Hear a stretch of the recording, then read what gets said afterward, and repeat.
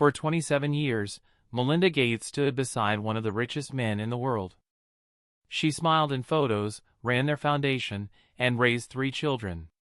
But in 2021, she walked away from it all. The divorce shocked everyone. The settlement was worth $76 billion. People whispered about Bill's mistakes, but Melinda stayed quiet. Then in 2025 at 61, she finally spoke. She revealed a meeting in 2013 that made her sick. She talked about lies that kept piling up, and she admitted the real reason she left.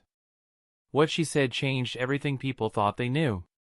Melinda and French came into the world on August 15, 1964 in Dallas, and her childhood unfolded in a house where discipline and curiosity lived side by side. She was the second of 4 children, and her father worked as an aerospace engineer who helped send Americans to the moon during the Apollo years. Her mother stayed home and shaped the rhythm of the family with routines, values, and expectations that felt steady and warm. Their neighborhood was comfortable, never extravagant, and her father knew that raising 4 children meant planning ahead. So, in the late 1970s, he started a rental property business to make sure every one of them could go to college. This turned into a family effort, and Melinda found herself with a paintbrush in her hand by the time she was 10. Weekends meant painting walls, scrubbing floors, and learning small repairs. Soon she began to notice how responsibility felt lighter when everyone shared the load. And that lesson sank deep. As the business grew, so did the tasks. By 12, she was doing simple bookkeeping, balancing numbers that most kids her age had never seen. The idea of working for something bigger than herself became familiar. Each apartment she helped clean meant tuition saved later. Each record she managed showed her how careful planning created opportunities. Those early years shaped her sense of discipline without anyone lecturing her. She understood independence long before she understood the word itself. And that foundation kept building as she stepped into her early teens. Around that same time, something unexpected appeared in the house. Her father brought home an Apple II computer released in 1977, and it opened a door she did not know existed.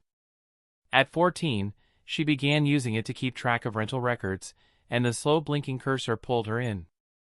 She taught herself basic, typing commands over and over until simple programs responded to her ideas. Very few girls touched coding then, and yet she found it comforting. The machine did not care about age or gender.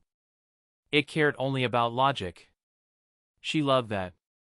Hours passed while she wrote tiny scripts that solved small problems in the rental business. She started to feel that technology could help make sense of the world. And that feeling stayed with her. Her curiosity grew even stronger when she entered Ursuline Academy in 1978. The school challenged every student, and Melinda liked that pressure. She worked hard in every subject, especially math and science. And the teachers noticed her seriousness. Ursuline was one of the first schools in Texas to bring computers into classrooms, and that decision changed her path. She found computer science classes, music, both exciting and intimidating. And every project pushed her deeper into the field she already loved. When she graduated in 1982 as valedictorian, she carried with her not just top grades, but a steady confidence that technology could shape the future. Her time there made something clear. She wanted to be part of that future. Not long after, she took her first paid job tutoring younger students in math and programming. It was the early 1980s, and very few girls taught coding to anyone. Yet she stood in front of struggling students and explained lines of basic music code for $5 an hour. It was good money for a teenager, but more importantly, she learned how much she enjoyed helping others understand difficult things. She noticed how teaching sharpened her own thinking, and the confidence she gained from those sessions stayed with her. When she arrived at Duke University in 1982, all those early lessons followed her. She stepped into classrooms where she was often one of the only women studying computer science, and the energy felt different. Male students shouted answers without hesitation, and she felt the shift instantly. Her high school experience had been encouraging and balanced, but this environment sometimes felt overwhelming. In one of her first CS classes, the professor used a programming language she had never seen before. That moment made her doubt herself. But the doubt did not last. She pushed through. She studied harder. She learned faster. By 1986, she completed her BS in computer science and economics. And by 1987, she had her MBA at just 23. She worked her way through those years with determination. Later serving as a Duke Board trustee from 1996 to 2003. Those 5 years at Duke taught her how to compete, how to adapt, and how to trust her own mind. Her internships also strengthened, music, her path. She spent 2 summers at IBM learning how large teams worked and how software came together piece by piece. The work, music, was demanding, but she absorbed everything she could. These internships gave her real technical experience at a time when women were rarely seen in such roles. She learned multimedia, music, tools, coding strategies, and the importance of teamwork. Living cheaply in dorms during those summers, she found herself imagining where this world of technology could take her. She grew sharper, more confident, and more curious about the future she wanted. Then came a crossroads. After her second IBM internship, she received a job offer. It seemed like the safe choice. The company was huge. The career, music, path looked stable. But during her final interview, her hiring manager did something unusual. The manager told her to think about Microsoft, which was, music, still a smaller company with big dreams. That advice surprised her and even scared her a little. Starting over in Seattle did not feel simple. Yet she listened. She wanted growth, not comfort. So in 1987, she turned down IBM and joined Microsoft Music instead. Looking back, she said it was the decision that changed everything. She arrived at Microsoft in August 1987 as a 23-year-old product manager with a fresh MBA and a quiet determination to contribute something meaningful. Her early work revolved around multimedia products, which were still new territory in technology. One of her first major projects was Cinemania, a movie guide built on CD-ROM that launched in 1992. It blended movies, trivia, cast details, and interactive features in a way most people had never seen. The project sold more than 200,000 copies in its first year and showed that digital entertainment could be both practical and fun. That success helped her find her place inside the company. Not long after, she led the team that created Enarta in 1993.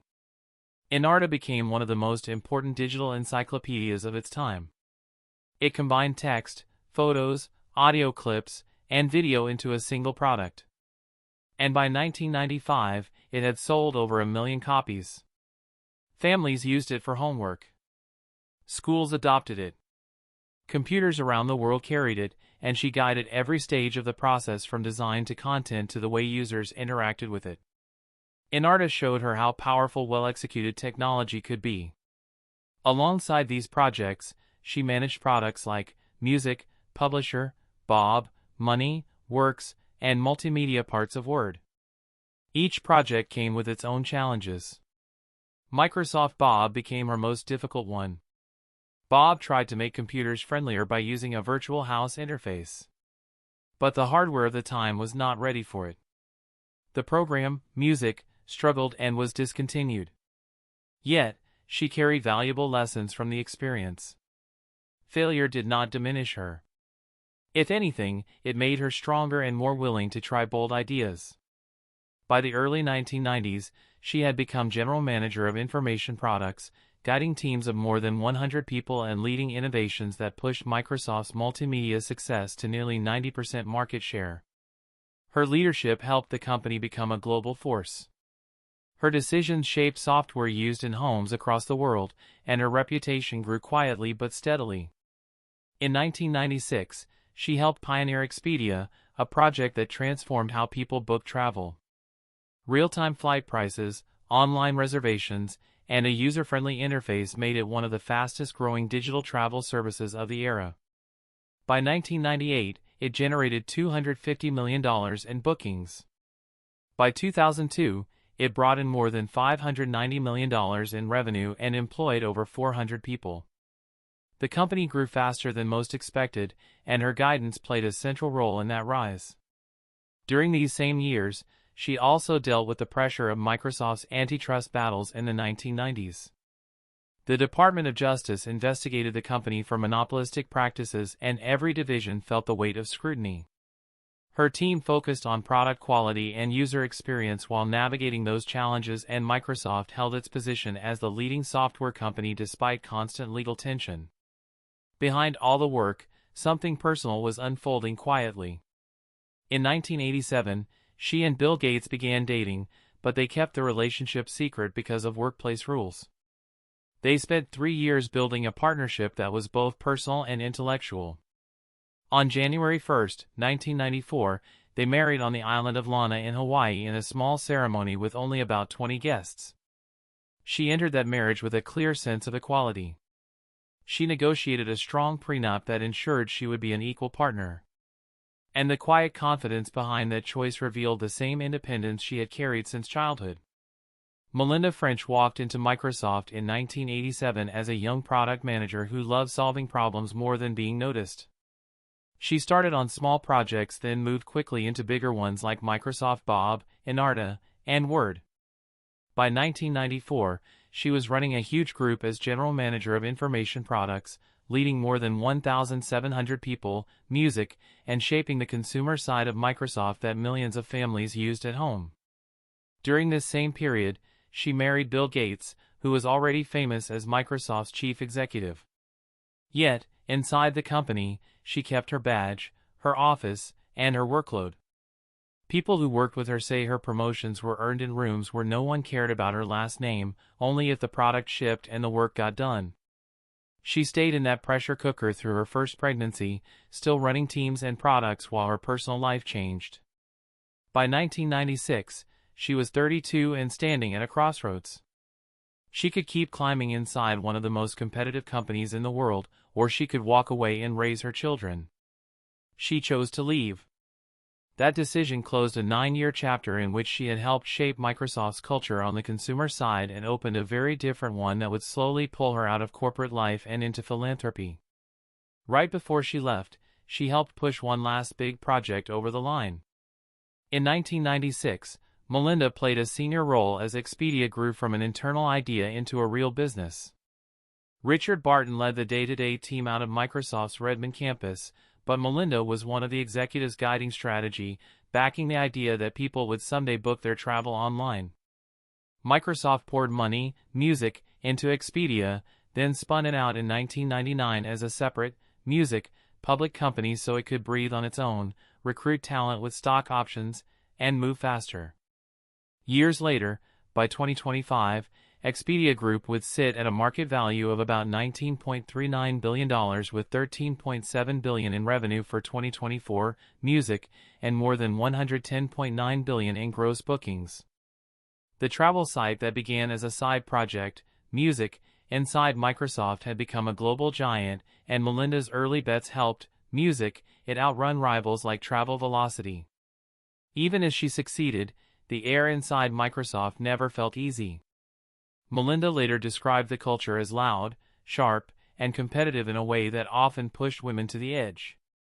At one point, early in her career there, she almost quit because the meetings felt more like arguments than conversations.